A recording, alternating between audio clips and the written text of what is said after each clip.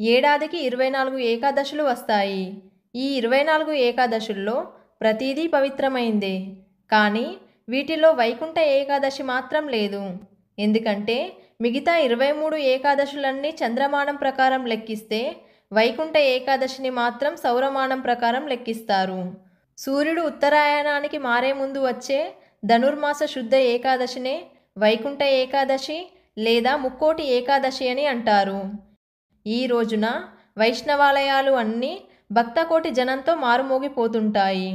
ఈ ఒక్క ఏకాదశి 3 కోట్ల ఏకాదశులతో సమానమైన పవిత్రతను సంతరించుకుంటుందని చెబుతుంటారు. ఈ ముక్కోటి ఏకాదశి రోజే అమృతము, హాలాహలము రెండూ పుట్టాయి. ఈ రోజే శివుడు హాలాహలాన్ని తన కంఠంలో దాచుకున్నాడని మరియు మహాభారత యుద్ధంలో భగవద్గీతను శ్రీకృష్ణుడు అర్జునుడికి ఉపదేశించిన రోజు కూడా ఇదే అని అంటుంటారు.